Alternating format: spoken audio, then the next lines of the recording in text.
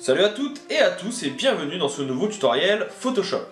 Aujourd'hui, petit effet graphique, je vous propose de venir découvrir ce que j'ai appelé l'effet implant. C'est un effet qui donne l'impression d'avoir quelque chose en relief sur votre peau, un élément graphique, un implant justement, ou même juste une forme géométrique. Vous allez voir que ce n'est pas très compliqué et graphiquement c'est assez intéressant et à la mode. Si jamais vous avez des questions, je resterai bien sûr disponible dans les commentaires juste en dessous, comme d'habitude.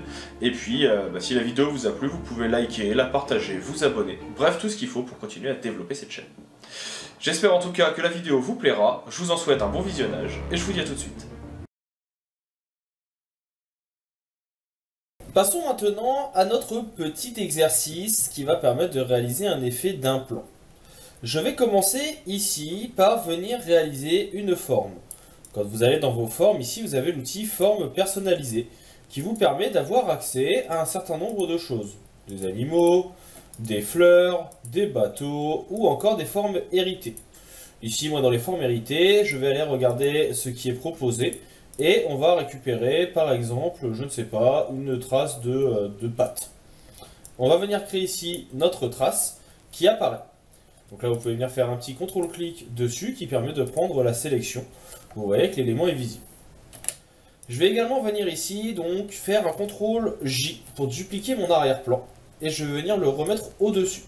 Donc on a toujours ici, quand on fait un petit contrôle-clic, notre patte. Alors je suis désolé, chez moi elle n'apparaît pas parce que j'ai un petit souci, un petit bug de logiciel. Mais elle est bien ici, vous, elle apparaîtra en couleur.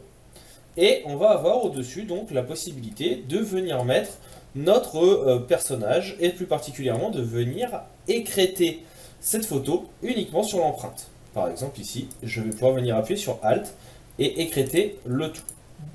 À quoi cela va-t-il servir, me direz-vous?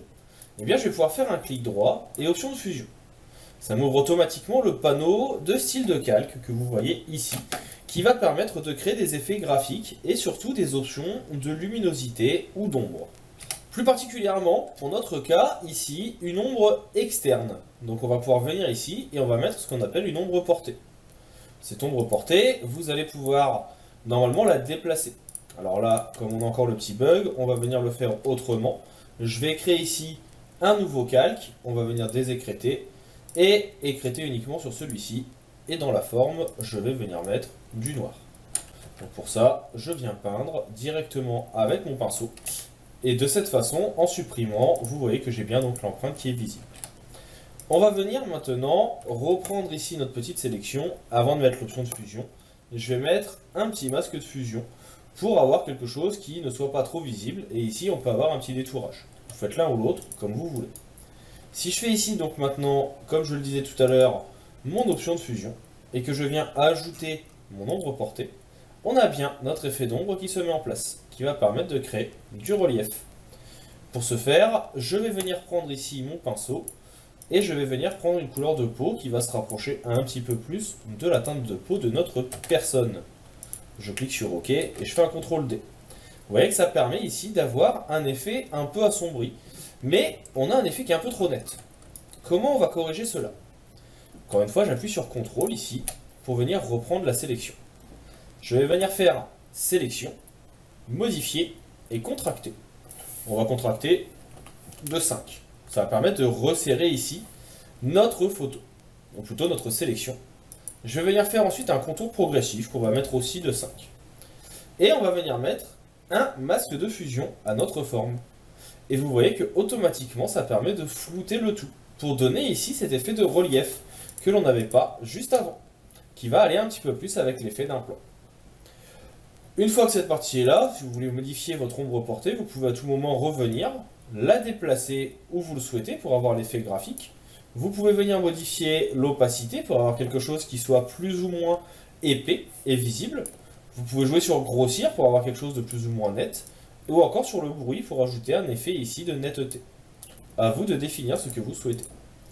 On va ensuite venir faire un nouveau calque que l'on va également écrêter.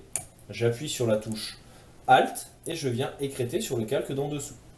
Cela va permettre de pouvoir venir peindre. Vous voyez que si je peins au-dessus, ça ne fera rien. Mais si je peins sur ma forme, ça viendra changer la couleur. En l'occurrence, ici, moi je vais venir peindre en lumière tamisée. Et je vais baisser la taille de mon pinceau. Pour modifier la taille, vous faites un Alt et clic droit.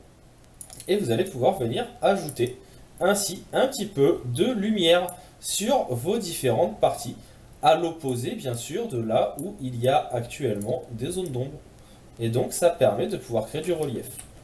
Là je l'ai fait avec un pinceau qui a une dureté de 0, mais si on augmente un petit peu la dureté, ça permet d'avoir quelque chose, en venant un petit peu plus loin, de beaucoup plus épais et de beaucoup plus visuel. À vous de trouver le bon paramètre et quelque chose qui corresponde à ce que vous voulez mettre en place. Là, vous voyez qu'avec quelque chose d'assez doux, je peux venir créer mon effet. J'hésite pas ici à venir repasser si besoin. Je peux venir faire des CTRL Z pour revenir en arrière bien sûr. Et ensuite, eh bien, on repassera petit à petit suivant les besoins pour créer notre effet d'implant. Vous avez bien sûr la possibilité de dézoomer. Vous avez également la possibilité de passer en mode normal ou effacer. Effacer qui permettra de venir effacer toujours avec le même pinceau votre rendu. Et vous pouvez essayer avec différents types de pinceaux. Parce que de base, les différents pinceaux, même s'ils semblent semblables ici, n'auront en réalité pas le même rendu lorsque vous allez venir peindre. Certains, comme celui-ci, auront un côté un peu plus aérographe, là où d'autres auront un côté un peu plus net. Et donc là, le côté aérographe peut être assez utile. Et donc on a notre effet, comme vous le voyez, d'implant qui est visible. Et à tout moment, eh ben, on vient rejouer sur l'opacité pour venir baisser le rendu pour l'ombre portée. Et pareil ici, je peux venir baisser l'opacité pour le relief. On peut à tout moment venir déplacer nos différents éléments. On sélectionne le tout.